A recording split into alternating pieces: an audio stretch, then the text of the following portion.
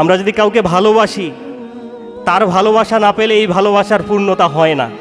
তো আল্লাহকে স্মরণ করব, আল্লাহ তো আমাদেরকে স্মরণ করতে হবে।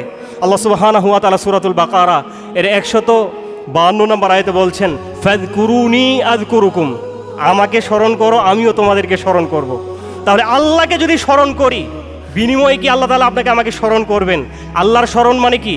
তিনি আপনার আমার সাহায্য সহযোগিতায়, বিপদে আপদে যত রকমের প্রয়োজন, এই প্রয়োজনে আমরা তাকে কাছে পাবো ইনশাআল্লাহ। আল্লাহ সুবহানাহু ওয়া তাআলা কোরআন আল কারীমে উল্লেখ করেছেন, ওয়ায়াযকুরু ইসমাল্লাহি ফি আইয়ামিন মা'লুমাত, সূরা হজ এর 28 নম্বর আয়াত, যে বেশি বেশি আল্লাহকে স্মরণ করতে হবে, জিকির করতে হবে, আল্লাহ সুবহানাহু ওয়া তাআলাকে অধিক মাত্রায় স্মরণ করতে হবে। সম্মানিত সুধী, আল্লাহ সুবহানাহু ওয়া তাআলাকে ভুলে যাওয়ার মতো বড় অপরাধ আর পৃথিবীতে হতে পারে না। যেই আল্লাহ সৃষ্টি করেছেন, যার খেয়ে পৃথিবীতে টিকে আছি, সেই আল্লাহকে কি করে মানুষ ভুলে যায়?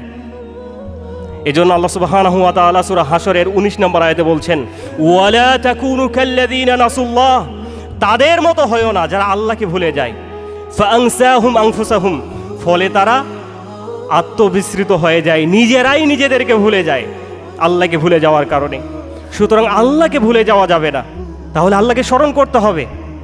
আল্লাহ সুবহানাহু ওয়া তাআলা সূরা আনকাবুত এর 45 নম্বর আয়াতে বলছেন, ওয়ালা যিকরুল্লাহি আকবার, আল্লাহর স্মরণ হচ্ছে সবচেয়ে বড়, পৃথিবীতে এর চেয়ে বড় আর কিছু হতে পারে না।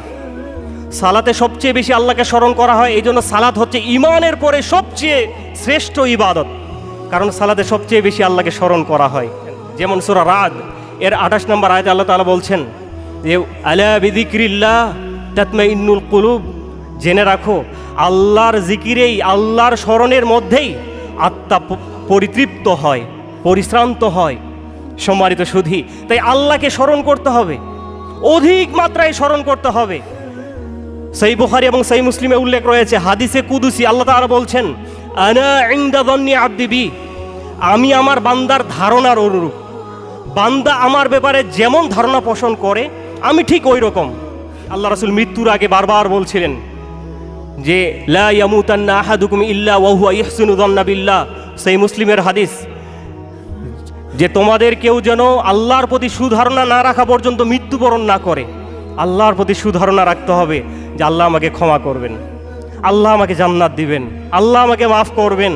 এভাবে আল্লাহর প্রতি সুধারণা রাখতে হবে। যদি সুধারণা রাখি, তাহলে আল্লাহকে আমরা সেভাবেই পাবো ইনশাআল্লাহ। ওয়া আনা মাআহু হিনা ইয়াযকুরনি, আল্লাহ তাআলা বলছেন, আমি আমার বান্দার সাথেই থাকি যখন আমার বান্দা আমাকে স্মরণ করে। ইন যাকারানি ফি নাফসি, আমার বান্দা যখন আমাকে মনে মনে স্মরণ